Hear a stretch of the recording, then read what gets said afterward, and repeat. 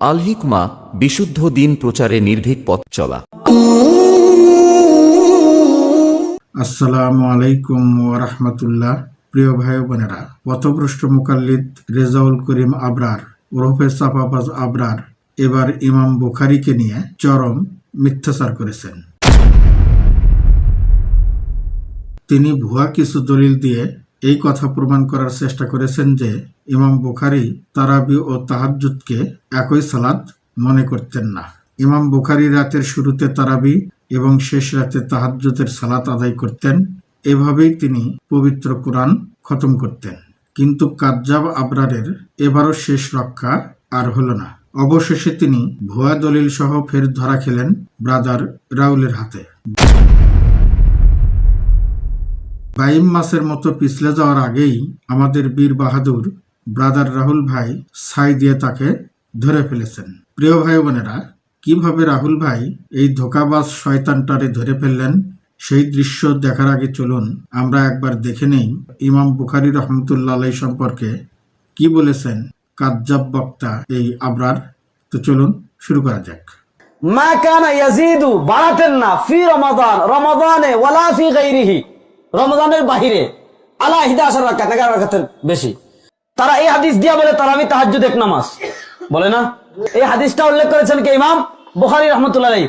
ইমাম বুখারী রাহমাতুল্লাহ আলাইহিও তারাবি তাহাজ্জুদকে এক মনে করতেন না। ইমাম বুখারী রাহিমাহুল্লাহ তারাবি আলাদা পড়তেন, তাহাজ্জুদ আলাদা পড়তেন। আমি আপনাদেরকে প্রমাণ দেখাই ফাতুল বারীর ভূমিকা কি। হাদিউস সারি, হাফেজ ইবনে হাজার আসকালানী রাহমাতুল্লাহ আলাইহি এখানে 565 নম্বর পৃষ্ঠা উল্লেখ করেন। দেখেন এখানে এনেছেন ওয়াকাল আল হাকিম আবু আব্দুল্লাহ আল হাফিজ। হাকিম আবু আব্দুল্লাহ আল হাফিজ বলেন আখবরানি মুহাম্মদ ইবনে খালিদ, আমাকে মুহাম্মদ ইবনে খালিদ বর্ণনা করেছেন। হাদাসানা মিকসাম ইবনে সাদ, উনি বর্ণনা করেছেন মিকসাম ইবনে সাদ থেকে قال কানা মুহাম্মদ ইবনে ইসমাঈল আল বুখারী, মুহাম্মদ ইবনে ইসমাঈল আল বুখারী ইযা কানা আউয়াল লাইলাতিন মিন শাহরি রমাদান, রমাদানের রাতের শুরু থেকেই ইয়াজতামু ইলাইহি আসহাবু, তার সঙ্গীরা তার কাছে এসে একত্রিত হতো। ফায়ুসাল্লি বিহিম, তিনি তাদেরকে নিয়ে নামাজ পড়তেন। রমজানের রাতে প্রথমবার তাদেরকে নামাজ পড়তেন। ওয়ায়াকরাউ ফি কুল্লি রাকাতিন 20 আয়াহ, প্রত্যেক রাকাতে 20 আয়াত পড়তেন। ওয়াকাযালিকা ইলা ইয়াখতিমুল কুরআন, এভাবে প্রত্যেক রাকাতে 20 আয়াত পড়ে পড়ে ইমাম বুখারী রাহমাতুল্লাহ আলাইহি কুরআন খতম করতেন। ওয়া কানা ইয়াকরাউ ফি সিহরি মা বাইনা নিসফি ইলা সুলুসি মিনাল কুরআন, এটা হলো রাতের প্রথম ভাগে। রাতের প্রথম ভাগে উনি নামাজ পড়তেন, প্রত্যেক রাকাতে 20 আয়াত করে করে করে করে খতম করতেন। আবার যখন ওয়াকানা ইয়াকরাউ ফি সিহরি, যখন সেহরির সময় হতো, মা বাইনা নিসফি ইলা সুলুসি মিনাল কুরআন, কুরআনের একটা পারার নিসফে পারা অথবা এক পারার অর্ধেক বা সুলুস পড়তেন। ফায়াখতুমু ইনদা সিহরি ফি কুল্লি সালাসি লায়ালিন, প্রত্যেক 3 রাতে সেহরির সময় একবার কোরআন খতম করতেন। ইমাম বুখারী তারাবি পড়তেন রাতের প্রথম ভাগে 20 আয়াত করে কোরআন পড়ে 20 আয়াত করে তিলাওয়াত করে কোরআন খতম করতেন তারাবিতে মাসে। আবার রাতের শেষ ভাগে তাহাজ্জুদ পড়তেন, তাহাজ্জুদে 3 দিন বা 4 দিনে কি করতেন? এক খতম দিতেন। ইমাম বুখারী জীবনে 8 রাকাত তারাবি পড়েননি, 20 আয়াত করে পড়লে জীবনে কোরআন খতম হয় না। তাহলে বোঝা গেল ইমাম বুখারী অবশ্যই 8 রাকাতের বেশি পড়তেন। 1 নাম্বার। 2 নাম্বার হলো যে ইমাম বুখারীর নিকট তারাবি তাহাজ্জুদ এক সালাত নয়। যদি তারাবি আর তাহাজ্জুদ এক সালাত হইতো তাহলে ইমাম বুখারী রাহিমাহুল্লাহ রমাদানে 2 বার 2 নামাজ পড়তেন না। উনি প্রথম ভাগে তারাবি পড়তেন, 20 আয়াত করে প্রত্যেক রাকাতে তিলাওয়াত করে খতম করতেন। আবার শেষ ভাগে গিয়ে তাহাজ্জুদ পড়তেন, তাহাজ্জুদে 3-4 দিনে এক খতম দিতেন। তাহলে বোঝা গেল তারাবি তাহাজ্জুদ এক নামাজ না, এজন্য 2 সময় ইমাম বুখারী রাহিমাহুল্লাহ 2 নামাজ পড়ছেন। ইমাম বুখারী রাহমাতুল্লাহ আলাইহি তারাবি আর তাহাজ্জুদকে ভিন্ন সালাত মনে করতেন। ভিন্ন সালাত মনে করার কারণে 2 সময় উনি 2 টাকা পড়তেন। প্রিয় ভাই বোনেরা, এতক্ষণ আপনারা চাপাবাজ আবরারের বক্তব্য শুনলেন। আপনারা দেখলেন যে কিভাবে তিনি ভুয়া দলিল পেশ করে ইমাম বুখারীর নামে চরম মিথ্যাচার করলেন। এই ব্যক্তির মধ্যে যদি ন্যূনতম আল্লাহর ভয় কিংবা আল্লাহর কাছে জবাবদিহির অনুভূতি থাকতো তাহলে কি তিনি ইমাম বুখারীর নামে এভাবে মিথ্যাচার করতে পারতেন? কখনো না। প্রিয় ভাই বোনেরা, আমি খামাখা বক বক করে আপনাদের মূল্যবান সময় নষ্ট করতে চাই না। আমরা এখন প্রবেশ করব মূল পর্বে। আমরা এখন দেখব প্রিয় ভাই ব্রাদার রাহুল হুসাইন কিভাবে বধ করলেন এই কালসাপড়ে। তো আর দেরি কেন, চলুন শুরু করা যাক। এবং কত বড় একটা মিথ্যা কথা বলেছে ইমাম বুখারী রাহিমাহুল্লাহর কাঁধের উপরে ভর করে। বা ইমাম বুখারীর আমল দেখতে যাচ্ছেন কেন? ইমাম আবু হানিফা রাহিমাহুল্লাহর আমল দেন, ইমাম কাজী ইউসুফের আমল দেন, ইমাম মোহাম্মদ হাসান বিন শাইবানির আমল দেন, এদের দলিল দেন। ইমাম বুখারীর কাছে যাচ্ছেন কেন ভাই? আপনি আপনার ইমাম ছেড়ে দিয়ে ইমাম বুখারীর পিছনে ছুটছেন, আশ্চর্য। ইমাম আবু হানিফা রাতের আমল দেন, যে তিনি তারাবিও পড়েছেন, তাহাজ্জুদ পড়েছেন। ইমাম মুহাম্মদের দেন, কাজী ইউসুফের দেন। ফিকে হানাফির মধ্যে 40 জন সদস্যের যে দাবি করেন, যদি সেটা মিথ্যা, তারপরে তাদের আমল পেশ করেন যে তারা তারাবিও পড়েছে, তাহাজ্জুদ পড়েছে। ইমাম বুখারীর কাছে চলে গেলেন, ইমাম বুখারীর নিকটে তারাবি আর তাহাজ্জুদ একই নামাজ ছিল। ইমাম বুখারী সহিহুল বুখারীতে 2013 নম্বর হাদিসের অধীনে একটা অধ্যায় রচনা করেছে, কিতাবুস সালাতুত তারাবি। তারপরে তিনি আম্মাজান আয়েশার হাদিস নিয়ে আসছেন যে 11 রাকাতের ব্যাপারে।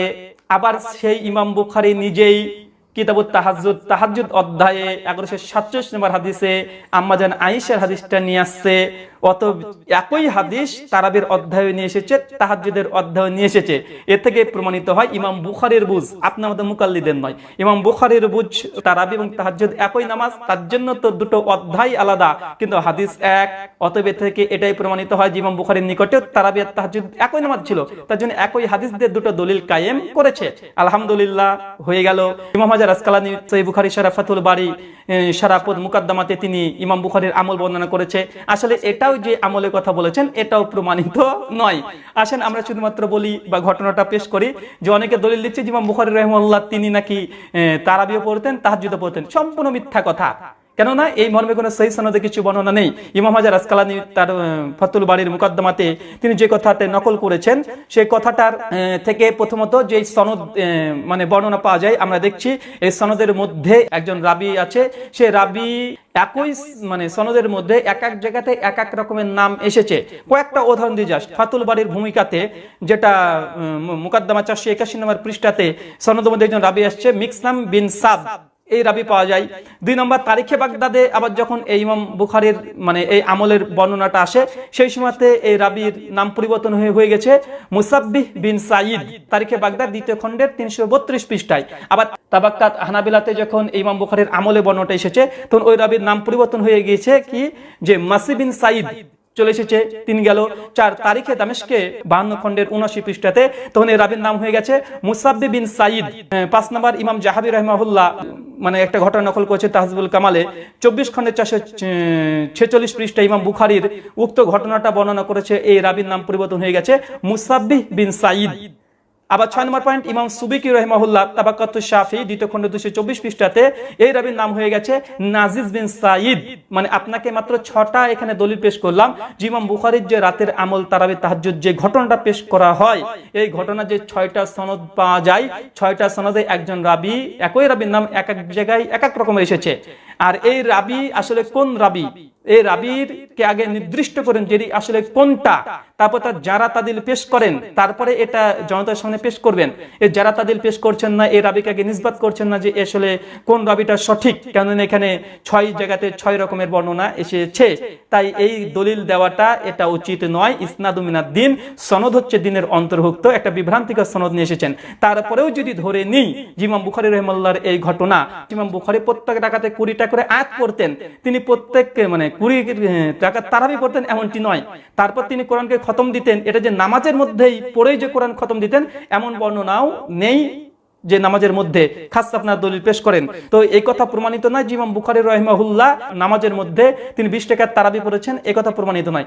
ঘটনাটা আপনারাই অনুবাদ করেছেন। ঘটনাটা অনুবাদটা করেছে এইভাবে যে একজন রাবী হতে রিওয়ায়াত আছে যে ইমাম বুখারী রাহিমাহুল্লাহ শহীদ ছাত্রদের তারাবিহ ব্যাকেটে সালাত পড়াতেন, প্রত্যেক রাকাতে 20 আয়াত পড়তেন। এখানে প্রত্যেক রাকাতে 20 আয়াত পড়তেন। তারপর বলছেন এবং এইভাবে কোরআন খতম হয়ে যেত, আর সাহারির সময় অর্ধ হতে 3 ভাগের 1 ভাগ পর্যন্ত কোরআন পড়তেন। প্রথম কথা, ইমাম বুখারী রাহিমাহুল্লাহ তার ছাত্রদের নিয়ে প্রত্যেক রাকাতে 20 আয়াত পড়তেন।